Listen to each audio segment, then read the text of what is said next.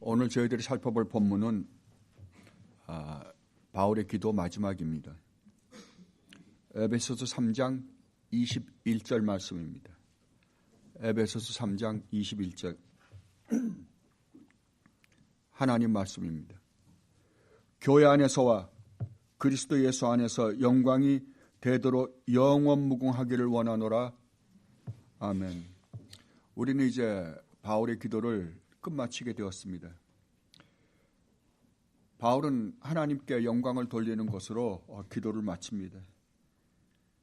그런데 하나님께 영광을 돌린다는 사도의 기도는 우리가 보통 하나님께 영광을 돌린다라고 말하는 분위기와는 사뭇 다릅니다.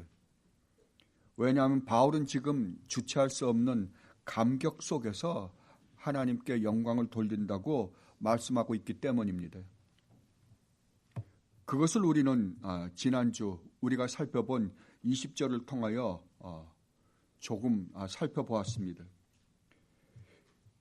20절에서 사도 바울은 자기가 하나님께 영광을 돌릴 수밖에 없는 성령으로 기도를 끝날 수밖에 없는 것은 첫째로 하나님은 우리 가운데서 능력으로 역사하시는 분이시기 때문이다 라고 말씀하셨습니다.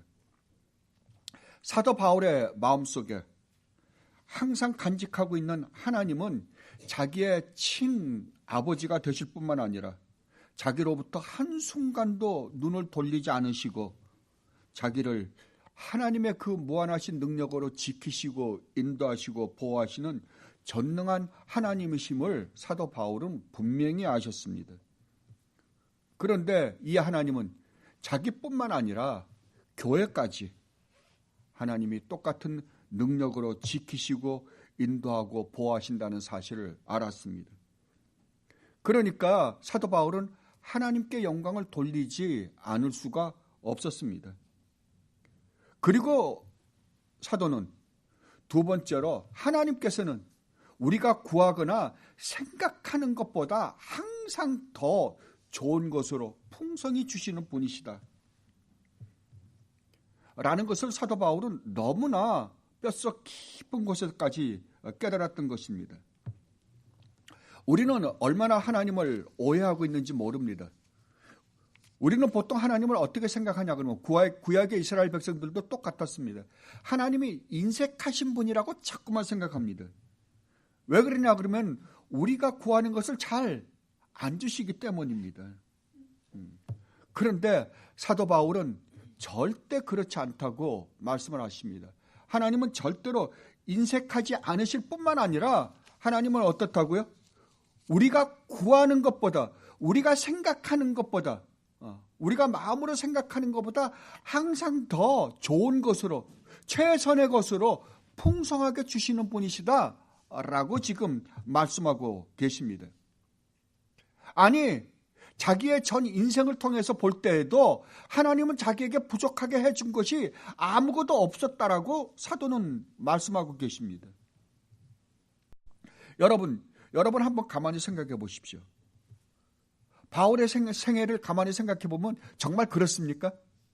정말 하나님이 바울의 생애에서 바울에게 하나도 부족함이 없이 풍성하게 주셨을까요? 우리는 객관적으로 봐도 안 그런 것 같습니다. 성경의 기록을 보면 바울은 항상 쪼들리고 얻어터지고 감옥에 갇히기도 수없이 하시고 정말 힘들게 사셨던 분이십니다. 그럼에도 불구하고 사도 바울은 지금 뭐라 그래요? 하나님은 나에게 한 번도 내가 구하거나 생각한 것보다도 부족하게 주신 분이 아니었다라고 고백하고 있습니다. 그런데 사도 바울은 바울이 쓰신 서신서에서 자기가 얼마나 고생했는지를 이렇게 말씀하십니다. 자, 고린도서를 한번 가보십시다.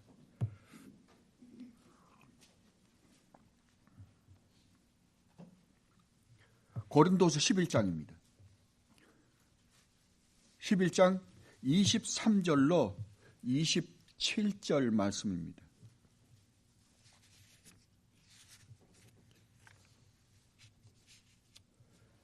그들이 그리스도의 일꾼이냐? 정신없는 말을 하거니와 나는 더욱 그러하도다. 내가 수고를 넘치도록 하고 옥에 갇히기도 더 많이 하고 매도 수없이 맞고 여러 번 죽을 뻔하였으니 유대인들에게 40에서 하나 감암매를 5번 맞았습니다. 한번 생각해 보세요. 이게 법이거든요. 율법이에요. 그러니까 40에서 하나 감암매, 그러니까 39대죠. 여러분 39대 한번 맞아보세요. 죽기 일보 직전이죠. 그걸 몇 번 맞았다고요? 5번씩이나 맞았답니다. 3번 태장으로 맞고 1번 돌로 맞고, 그래서 돌로 맞고 거의 죽은 줄 알아서 내버렸더니 나중에 살아나셨죠. 3번 파선하고 일주야를 깊은 바다에서 지냈으며 여러 번 여행하면서 강의 위험과 강도의 위험과 동적의 위험과 이방인의 위험과 시내의 위험과 광야의 위험과 바다의 위험과 거짓 형제 중의 위험을 당하고 또 수고하며 애쓰고 여러 번 자지 못하고 줄이며 목마르고 여러 번 굶고 춥고 헐벗었노라.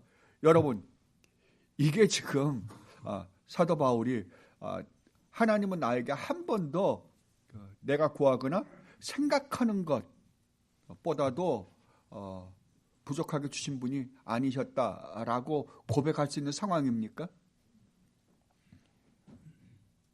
사도 바울은 정말 자기 생애 전체에서 너무나 힘들게 사신 분이십니다.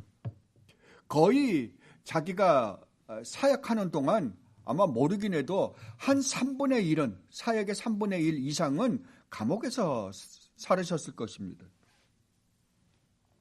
만약 사도 바울이 주님을 알지 못했다라고 한다면 사도 바울은 절대 이런 고생을 하지 않았을 것입니다. 사도 바울은 태어날 때부터 로마 시민권을 가지고 부유한 가정에서 태어나신 분이십니다. 그리고 당시에 유대인들 사회에서 가장 존경과 대접을 받았던 바리새인이었습니다. 그리고 당대의 최고의 학교라고 하는 갈멜 문화에서 공부하셨던 분이십니다. 그렇다고 한다면 사도 바울은 그냥 이 세상적인 관점에서 보면 자기가 태어난 그대로 유대인 사회에서 유대교를 믿고 살았다고 한다면 세상적 관점에서 성공하실 수 있었던 모든 조건을 갖고 계셨던 분이셨습니다. 그런데도 불구하고 우리 주님을 알고 난 다음에, 우리 주님을 믿고 난 다음에 어떻게 했어요? 죽을 고생만 하셨습니다. 그리고 지금 편지를 쓰고 있는 장소도 감옥입니다. 그렇다면 사도 바울이 지금 고백하고 계신 것은 과장된 고백일까요? 저는 아니라고 생각합니다. 사도 바울은 정말 우리 주님 때문에, 이 복음을 전하는 것 때문에 이렇게 엄청난 고생을 하고 살긴 했지만 그럼에도 불구하고 자기 인생 속에서 하나님은 자기가 구하거나 생각하는 것보다 더 풍성히 주신 분이시다라고 당당하게 고백하고 계십니다. 그래서 빌립보서를 보면 자기는 자족하며 살았다고 말씀하셨습니다. 이것은 거짓말이 아닙니다. 사실입니다. 사도 바울은 복음을 전하는 것 때문에 힘들고 어려운 처지에 처하기는 했지만 하나님께서는 바울이 필요한 모든 것을 하나도 부족함 없이 최선의 것으로 주셨다는 것을 사도 바울은 누구보다도 잘 알았습니다. 이것은 이스라엘 백성들, 출애굽한 이스라엘 백성들이 광야 40년 동안 살았던 모습과 비슷합니다. 여러분, 이스라엘 백성들이 광야에 40년을 살았습니다. 광야에서요. 그런데 광야는 황량합니다. 아무것도 없습니다. 그죠? 낮에는 영상 40도, 50도를 오르내리고 저녁에는 영하로 내려갑니다.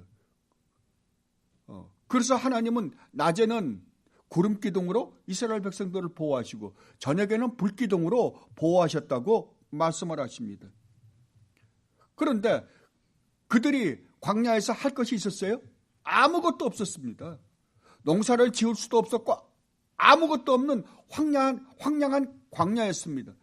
거기는 전갈이 있고 불뱀이 있고 온갖 그들이 살래야 살 수 없는 그러한 환경이었습니다. 그런데 나중에 40년 광야를 끝내고 신명기에서 모세가 뭐라고 말씀하십니까? 너희들 40년 광야길을 한번 되돌아봐라. 40년 광야길에서 너희들이 굶어본 적이 있느냐, 아니면 목말라 본 적이 있느냐, 옷이 헤어져 본 적이 있느냐, 발이 부르터 본 적이 있느냐. 그렇다고 한다면 그 광야에서 그 수많은 전쟁에 참가할 만한 인구만 60만 명입니다. 그러면 여자들, 어린 아들, 애들, 나이 잡수신 분들 하면 여러분 인구가 보통 얼마나 될까요? 모르긴 해도 200만 명은 넘을 겁니다. 그 숱한 사람들을 누가 먹여 살렸단 말입니까?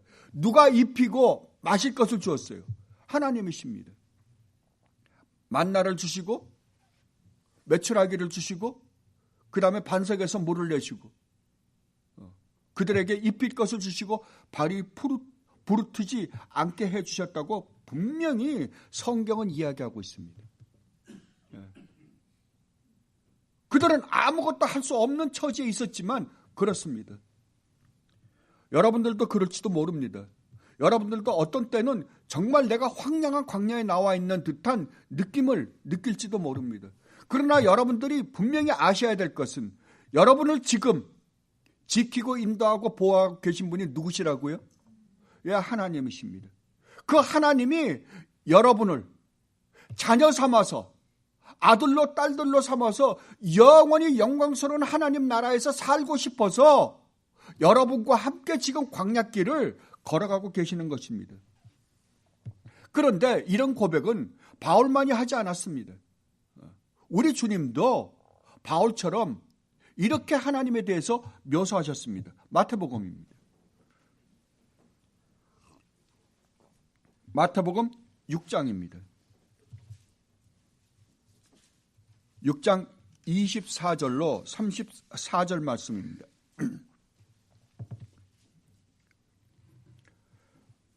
하나님이 한 사람이 두 주인을 섬기지 못할 것이니 여러분 분명히 아십시오.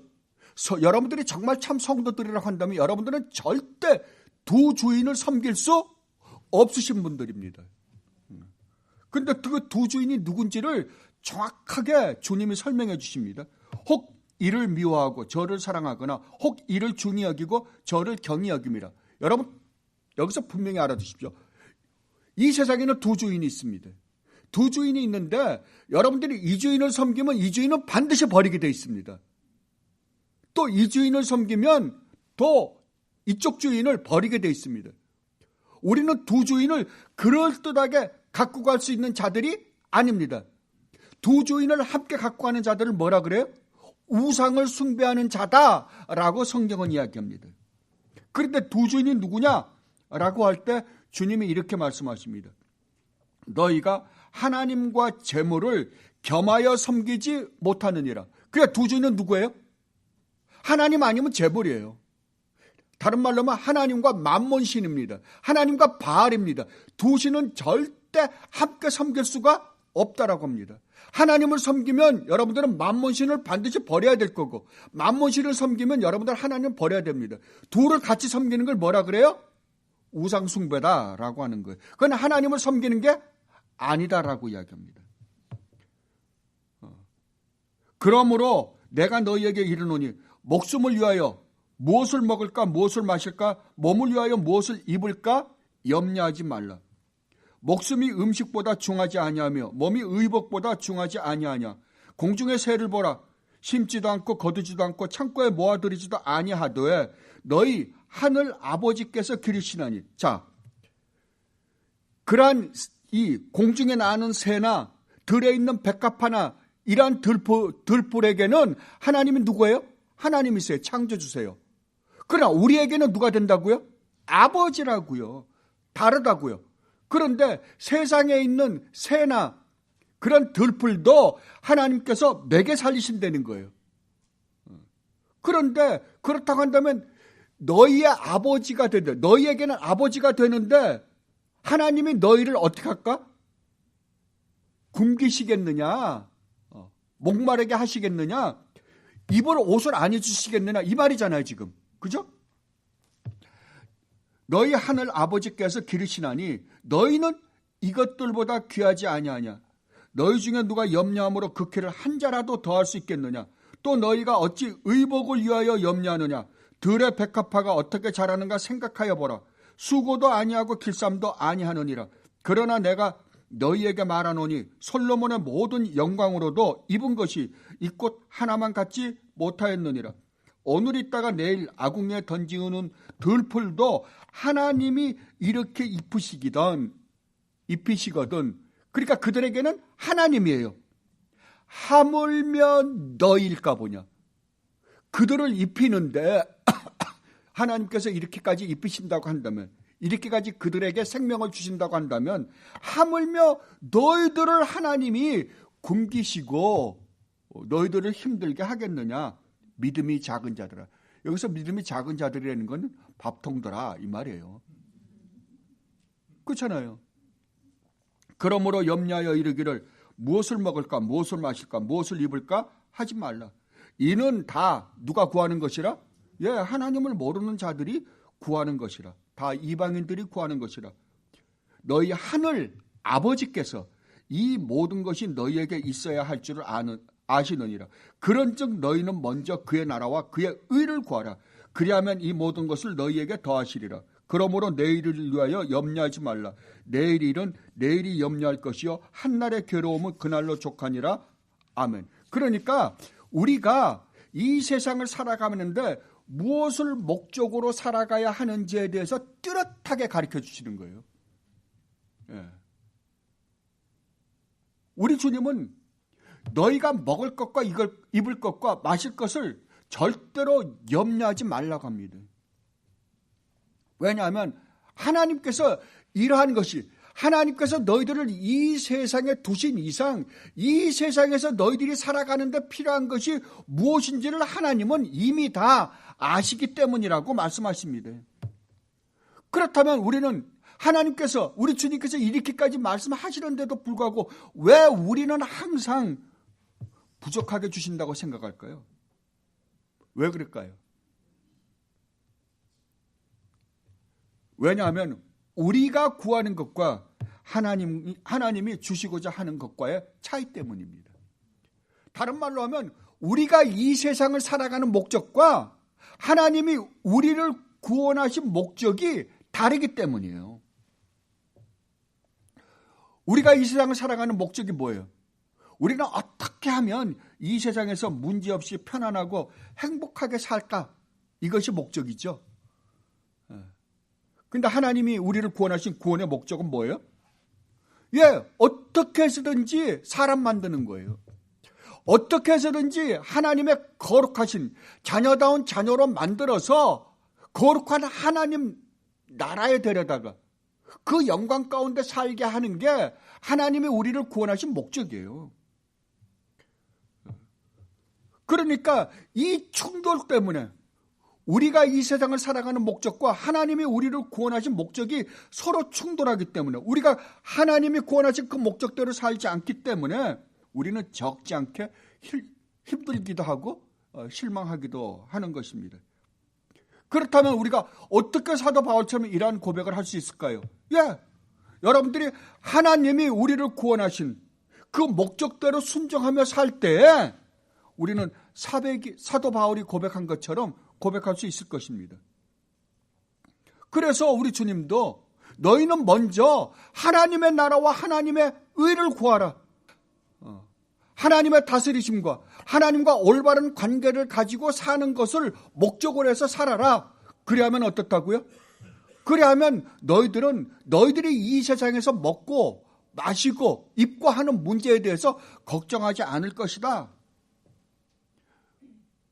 너희들은 사도 바울이 고백한 것처럼 하나님은 내가 구하는 것보다, 내가 생각하는 것보다 항상 더 풍성한 것을 주신 분이셨습니다 라고 고백할 수 있을 것이다 라고 말씀하고 있는 것입니다. 그때 우리는 하나님께 모든 영광을 돌릴 것입니다. 그리고 사도 바울은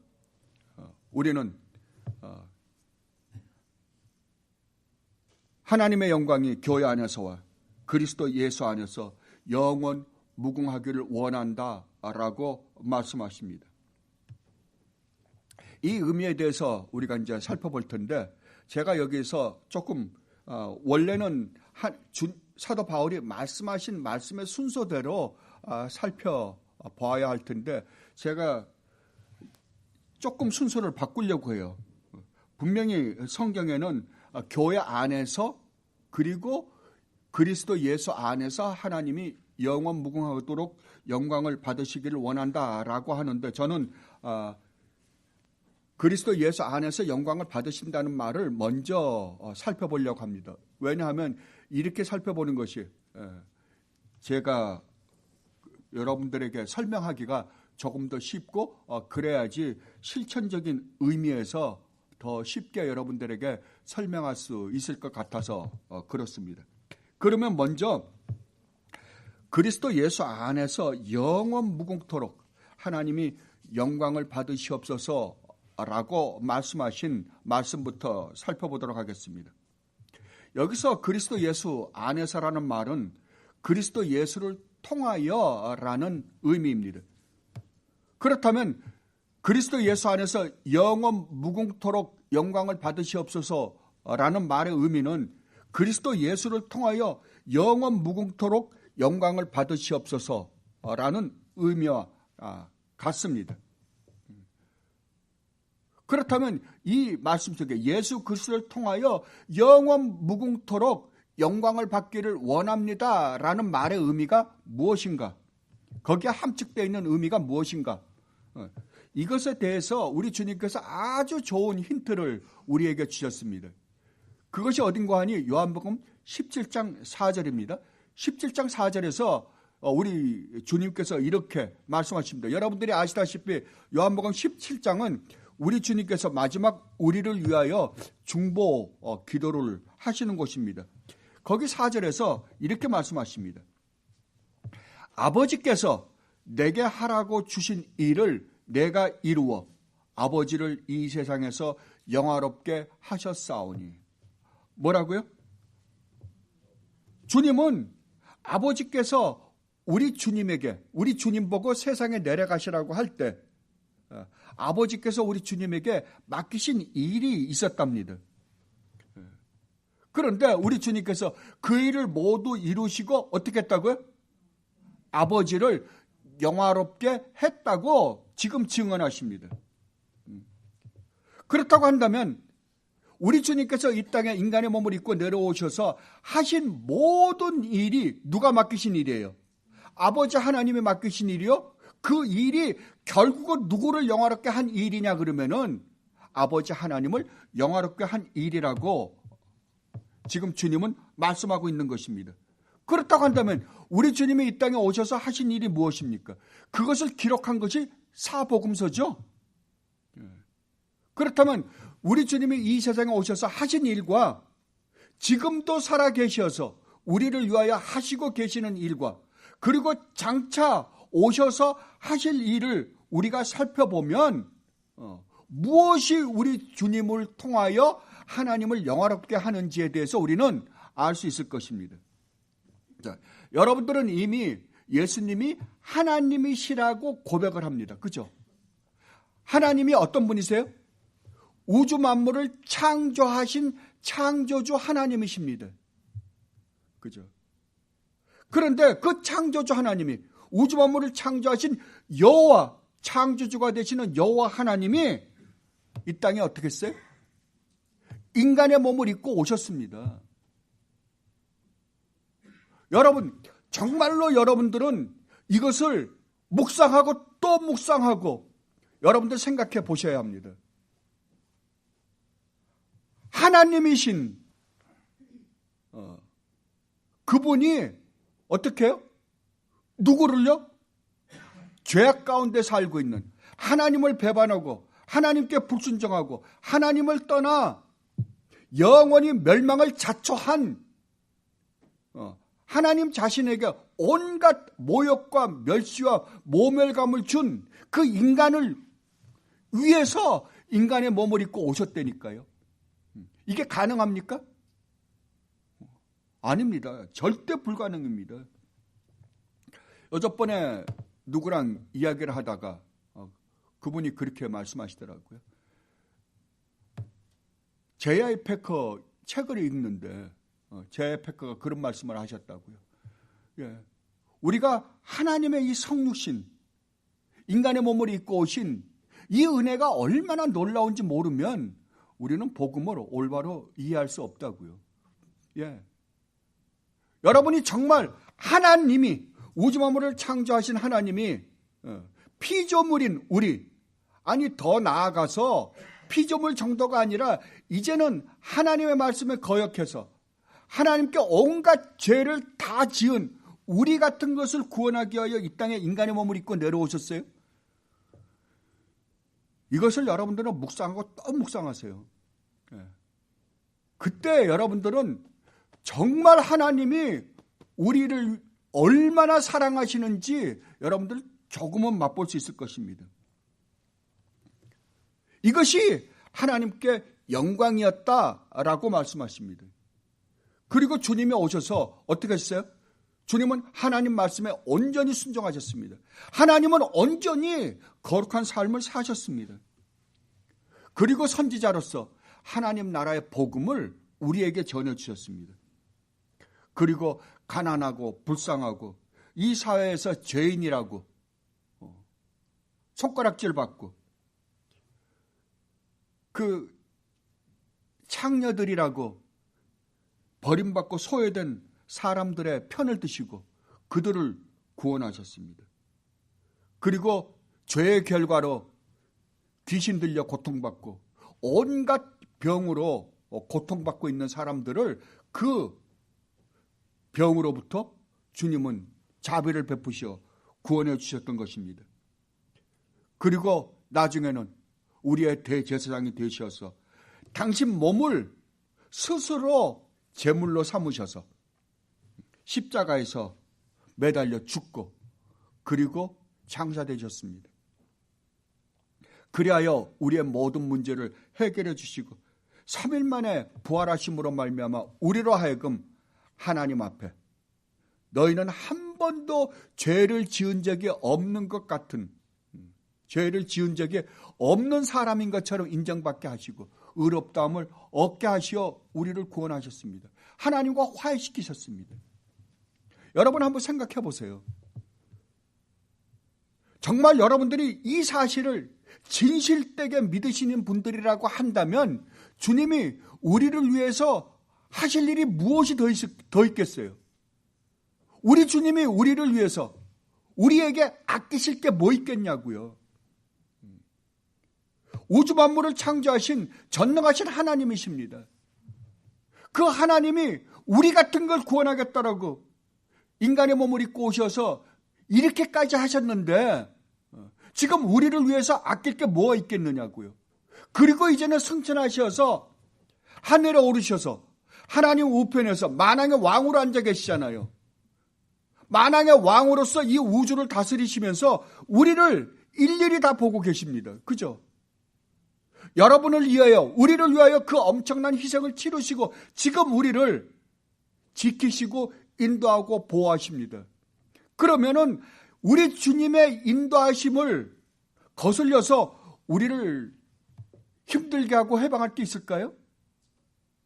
어떻게 생각하세요? 절대 없습니다.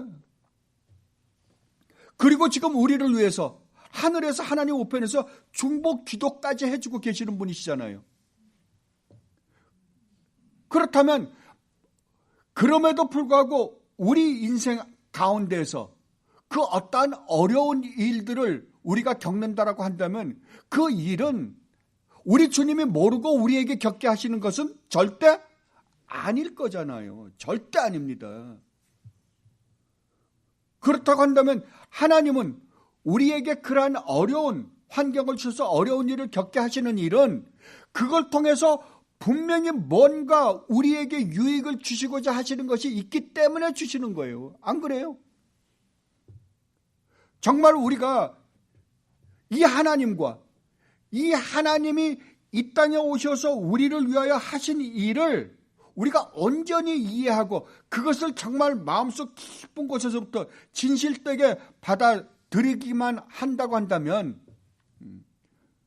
여러분이 이 세상에서 일어나는 일로 말미암아 이렇게 저렇게 흔들릴 건 없을 거예요. 옛날에 로이 존스 목사님이 그런 말씀하시더라고요. 로이 존스 목사님은 1899년도에 태어나신 분이십니다. 그러니까 태어나서 1차 대전, 2차 대전을 다 겪으신 분이세요. 그런데 2차 대전을 겪고 난 다음에 상당히 많은 성도들이 어렵고 힘들었을 거 아니에요. 그죠? 세계 대전이었는데요. 그때 설교하신 설교 중에 그런 말씀 하시더라고요. 여러분, 왜 이러한 일로 고민하십니까? 여러분들은 흔들릴 게 아무것도 없습니다. 왜냐하면 여러분은 이미 닻을 하늘에 두고 있는 분들이기 때문에 그렇습니다. 여러분들은 이 땅에다가 닻을 두고 계신 분들이 아닙니다. 1차 대전, 2차 대전 여러분 힘들어 보이시죠? 그러나 큰 틀에서 보면 그 일조차도 하나님께서 하나님의 백성인 여러분들을 구원하기 위하여 그 일을 허락하신 것입니다. 하나님이 허락하신 것입니다. 하나님의 섭리 가운데 있는 일들입니다. 그런데 무엇이 두려우십니까? 여러분들은 이 세상에서 일어나는 그런 일로 여러분들 흔들릴 게 없습니다. 만약 여러분의 삶이 이 세상의 것으로 끝이라고 한다면 여러분들은 염려하십시오. 걱정하십시오. 마땅히 걱정해야 됩니다. 그러나 여러분은 아닙니다. 그리스도인은 아닙니다. 성도는 이미 닻을 이 세상에 내린 사람이 아니라 이 세상에서 뽑아서 하늘나라에 닻을 내린 사람들입니다. 그러니까 이 세상에서 흔들리는 일, 이 세상에서 일어나고 있는 일로 말미암아 여러분들은 좌지우지할 게 아무것도 없습니다 라고 말씀하셨습니다.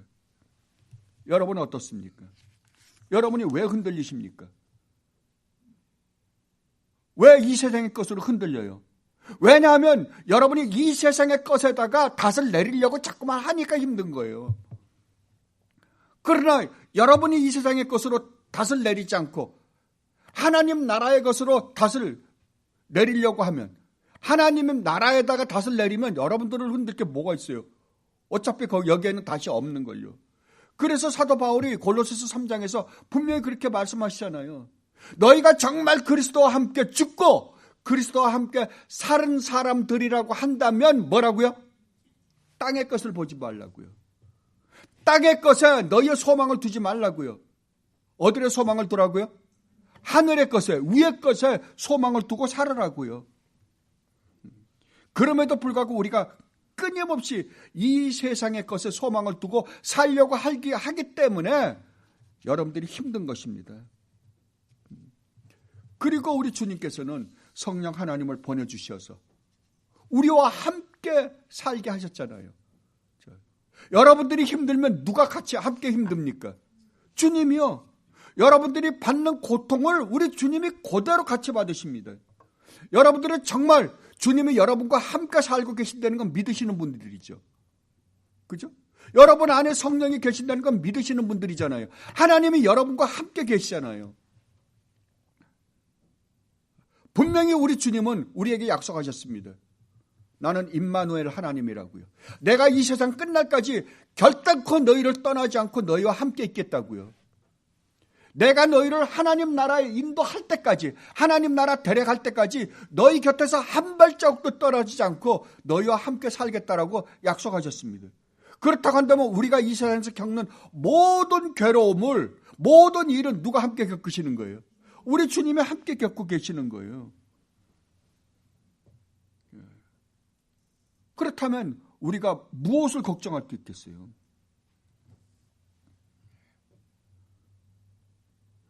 우리 하나님께서 우리에게 이런저런 일을 겪게 하시는 것은 결국 하나님이 그 일을 통하여 여러분을 구원하시기 위하여 여러분을 거룩한 자녀로 만들어서 가장 아름다운, 점도 없고 흠도 없고 티나 주름 잡힌 것이 없는 자로 만드시기 위해서 하나님은 그 일을 하신다라고 말씀하시잖아요.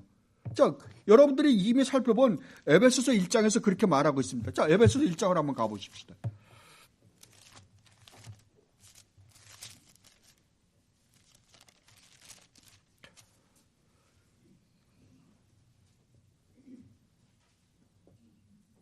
에베소 1장 3절입니다. 3절서부터 6절 말씀입니다. 찬송하리로다. 뭐라고요? 사도 바울은 지금 하나님께서 우리를 하나님의 자녀로 만드시기 위하여 하신 일을 말하려고 하니까 감격해서 어떻게 할 수가 없어서 찬양부터 하고 있습니다. 하나님 곧 우리 주 예수 그리스도의 아버지께서 그리스도 안에서 하늘에 속한 모든 신령한 복을 우리에게 어떻게 했다? 주셨다고요. 곧 창세전에 그리스도 안에서 우리를 택하사 우리로 사랑 안에서 그 앞에 뭐라고요? 거룩하고 흠이 없는 존재가 되게 하시려고 그 기쁘신 뜻대로 우리를 예정하사 예수 그리스도로 말미암아 자기의 아들들이 되게 하셨으니, 자기의 자녀들이 되게 하셨으니 이는 그가 사랑하시는 자 안에서 우리에게 거저 주시는 바 그의 은혜의 영광을 찬송하게 하려 합니다. 그러니까 결국은 우리 입에서 사도 바울이 지금 속령했던 것처럼 찬양하지 않고는 견딜 수 없는 존재가 되게 하시는 게 목적이에요. 그러려니까 어떻게 해야 된다? 거룩하고 점도 없고 흠도 없고 티나 주름 잡힌 것이 없는 자로 만드시는 게 목적이에요. 그래서 우리에게 이런저런 일을 허락하신다는 것을 사도 바울은 누구보다도 알았어요. 그러니까 자기가 예수를 믿고 난 다음에, 주님을 알고 난 다음에 그 수없는 고생을 했지만 그 고난이 결단코 자기에게 손해가 아니라 뭔 줄 알았겠어요? 자기에게 유익이라는 것을 아는 거예요. 자기가 생각할 수 없는 것보다도 더 풍성한 은혜가 자기한테 왔다는 걸 알았던 거예요. 그래서 자기가 정말 어떤 때는 너무 힘들어서 하나님 이것만은 고쳐주셨으면 좋겠습니다 라고 할 때 하나님 뭐라 그랬다고요? 내 은혜가 내게 족하다. 내 은혜가 너에게 족하다. 다른 말로 하면 네가 생각하는 것보다, 네가 구하는 것보다 더 풍성한 은혜를 내가 너에게 주었다. 이 말이잖아요. 그걸 알았다는 거예요. 그러니까 사도 바울은 자기가 이 세상에 살면서 비록 이런저런 어려운 일은 겪기는 했지만 그것이 결단코 손해가 아니었고 내 신앙의 유익이 되었기 때문에 나는 하나님을 찬송할 수밖에 없습니다. 하나님께 영광을 돌릴 수밖에 없습니다. 라고 지금 고백하고 있는 것입니다. 자, 그렇다고 한다면 정말 그 삼위 하나님이 이 땅에 오셔서 하신 일로 말미암아 결국 혜택을 입은 사람은 누구예요? 성도인 우리잖아요. 그리고 성도들이 모인 집합체, 그것이 곧 교회죠. 그렇다면 교회가 하는 일은 무엇일까요? 하나님께서 우리를 구원하신 목적이 하나님의 영광입니다. 그러면 교회는요? 교회도 마찬가지죠. 하나님의 영광이죠. 하나님께 모든 영광을 영원 무궁토록 돌리는 것이 교회가 하나님께서 교회를 허락하신 이유입니다. 우리가 교회에 대해서 참 오해하고 있는 것이 상당히 많습니다. 교회는 1차적으로 무슨 일을 하는 것이 아닙니다. 교회는 무슨 선교를 하고 구제를 하고 학교를 짓고 고아를 돌보는 어떤 종교단체가 아닙니다. 그런데도 불구하고 사람들은 참 교회에 대해서 오해를 하고 있는 것 같아요. 여러분, YMCA나 YWCA 같은 이 종교단체와 교회는 반드시 구분해야 합니다. 아무리 그들이 예수님의 이름으로, 그리스도의 이름으로 어떤 종교단체를 한다 하더라도 그것이 교회는 아닙니다. 근데 우리는 그러한 종교단체가 마치 교회인 것처럼 착각을 합니다. 이런 단체는 종교단체입니다. 어떤 때는 이 사람들이 하는 일이 기독교와는 전혀 관계없는 일일 수도 있습니다. 여러분 분명히 알아두십시오.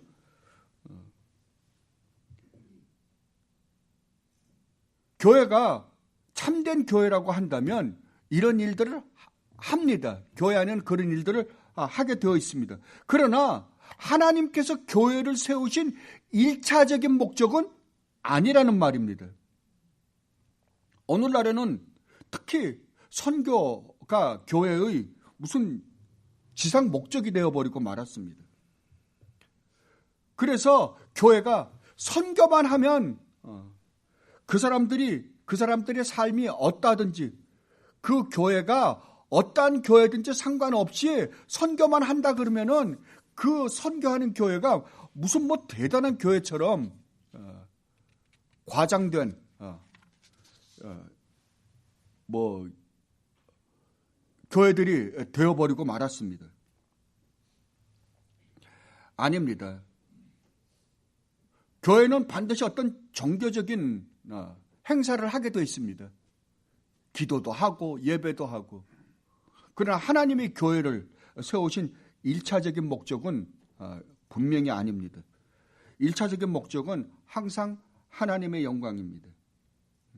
왜냐하면 하나님의 능력과 영광이 가장 풍성하게 베풀어진 곳이 교회이기 때문에 그렇습니다. 그래서 우리 주님께서도 두세 사람이 모인 곳에 내가 함께 있을 것이다. 하나님의 임재가 있는 곳이 교회입니다. 그래서 성경은 교회를 예수 그리스도의 몸, 지체, 하나님의 성전, 예루살렘, 진리의 기둥과 터, 그리스도의 신부, 그리고 디모데후서 2장 20절에서는 큰 집이라고 이야기를 합니다. 이러한 묘사들을 보면 교회는 하나의 집합체입니다. 성도들이 모인 공동체입니다.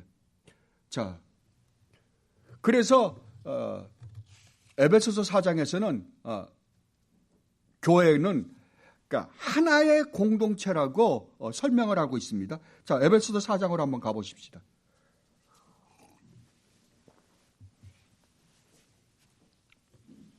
에베소서 4장 1절로 6절 말씀입니다. 그러므로 주 안에서 갇힌 내가 너희를 권하노니 너희가 부르심을 받은 일에 합당하게 행하여 모든 겸손과 온유로 하고 오래 참음으로 사랑 가운데서 서로 용납하고 평안에 매는 줄로 성령이 하나 되게 하신 것을 힘써 지키라. 몸도 하나여 성령도 한 분이시니 이와 같이 너희가 부르심의 한 소망 안에서 부르심을 받았느니라. 주도 한 분이시여 믿음도 하나여 세례도 하나여 하나님도 한 분이시니 곧 만유의 아버지시라. 만유에 계시고 만유를 통일하시고 만유 가운데 계시도다. 아멘. 자, 교회가 뭐라고요? 교회는 같은 신앙을 고백한 한 공동체라고 말합니다. 분명하십시오. 같은 신앙을 고백한 한 공동체입니다. 그러니까 다른 신앙을 고백하면 안 되는 거겠죠.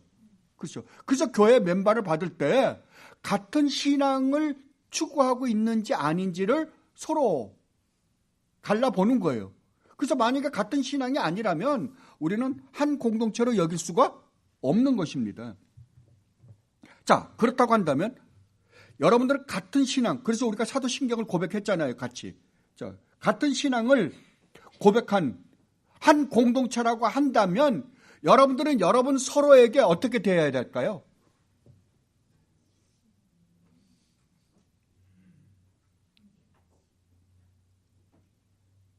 하나님의 마음으로 대해야 되겠죠.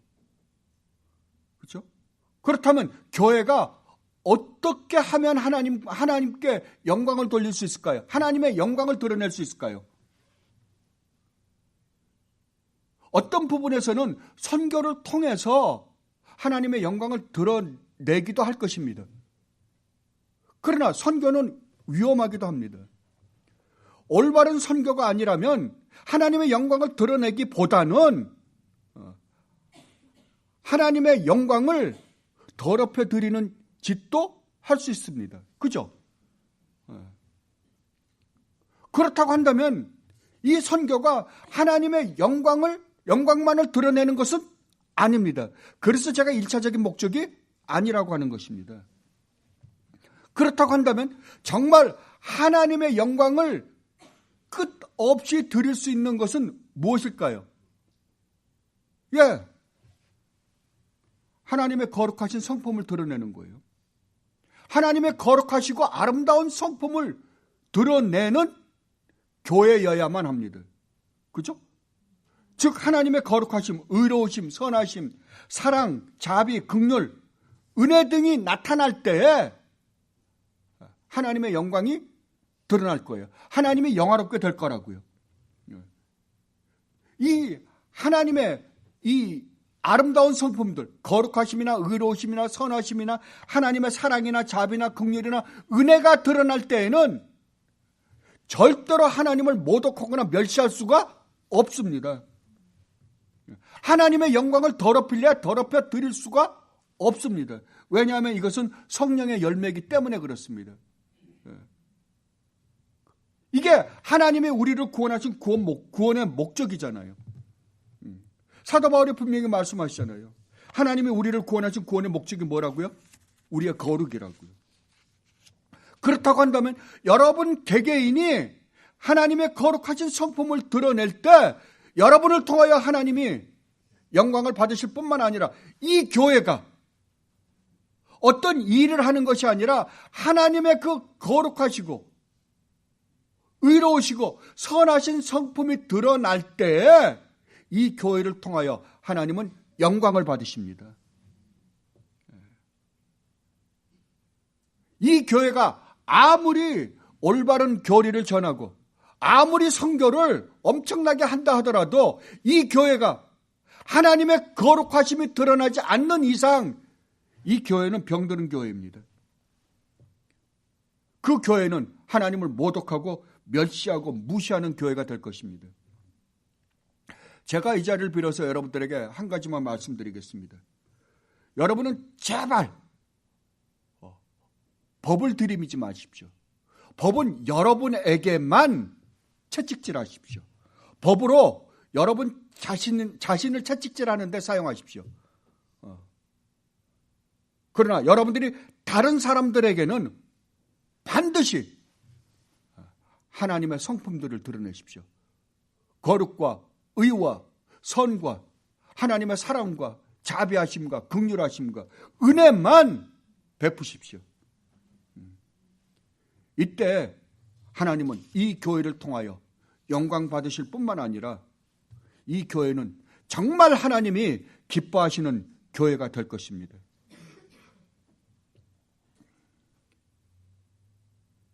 이렇게 하려면 먼저 여러분이 하나님의 거룩한 사람으로 변화되어야만 합니다. 여러분 개개인이 하나님의 거룩한 사람으로 변화되지 않고서 이 교회가 하나님의 거룩함을 드러낼 수 있는 방법은 없습니다. 그러기 위해서 여러분들은 매일매일의 삶을 시작하기 전에 주님이 이 땅에 인간의 몸을 입고 내려오셔서 여러분을 구원하시기 위하여 하신 일을 묵상하십시오. 그리고 정말 나 같은 죄인 살리시기 위하여 이 땅에 오셔서 십자가를 지시기까지 하신 주님의 그 놀라운 은혜와 사랑과 자비를 매일 아침 하루 일과를 시작하기 전에 아침에 묵상하고 시작하십시오. 그리고 이 구원의 놀라운 위대함과 축복을 맛보십시오. 그리고 하나님으로부터 오는 기쁨과 평강이 여러분들에게 임하거든 여러분들은 그 하루를 거룩한 삶으로 사십시오. 이틀을 살지 마십시오. 성도는 매일 오늘 하루가 여러분에게 이 세상에 주어진 하나님이 주신 마지막 날이라고 생각하고 사십시오. 마지막 날입니다. 내일은 없습니다. 아까 주님이 그러셨죠. 마태복음 6장에서 뭐라 그랬어요? 내일 일은 내일 염려하라고. 다른 말로 하면 내일은 너희에게 없다고요. 하나님이 오늘만 주셨다고요. 그러면 오늘 여러분들이 그 은혜를 가지고 하루를 거룩하게 사십시오. 그러면 여러분도 모르는 사이에 여러분들은 하나님의 그 아름다운 성품을 드러낼 뿐만 아니라 이 교회는 반드시 하나님의 아름다운 그 거룩하신 성품을 드러낼 수밖에 없는 교회가 될 것입니다. 그때 여러분의 삶이 이 교회가 하나님이 기뻐하시는 교회가 될 뿐만 아니라 하나님을 영광스럽게 해드리는 교회가 반드시 될 것입니다. 이 교회가 되기를 진심으로 바랍니다. 유다서 24절 25절 말씀으로 설교를 마치도록 하겠습니다. 능히 너희를 보호하사 거침이 없게 하시고 너희로 그 영광 앞에 흠이 없이 기쁨으로 서게 하시리. 얼마나 놀랍습니까? 능히 너희를 보호하사 거침이 없게 하시고, 다른 말로 하면 점도 없고 흠도 없고 티나 주름 잡힌 것이 없는 자로 만드시고 너희로 그 하나님의 영광 앞에 흠이 없이 기쁨으로 서게 하실 하나님, 곧 우리 구주 홀로 하나이신 하나님께 우리 주 예수 그리스도로 말미암아 영광과 위엄과 권력과 권세가 영원 전부터 이제와 영원토록 있을지어다. 아멘. 예. 매일매일 이 고백을 하며 사는 여러분들이 되시기를 진심으로 바랍니다. 기도하겠습니다. 아버지 하나님, 그렇습니다. 아버지께서 저희들에게 허락하신 이 복음의 은혜를 생각할 때 어찌 저희들이 아버지를 찬양하지 않을 수가 있겠습니까? 어찌 저희들이 감격하지 않을 수 있으며 어찌 기뻐 뛰놀지 않을 수가 있겠습니까? 아버지, 영원 무궁토록 찬양과 경배와 영광을 받으시옵소서. 감사하며 우리 주님 예수 그리스도 이름으로 기도드리옵나이다. 아멘.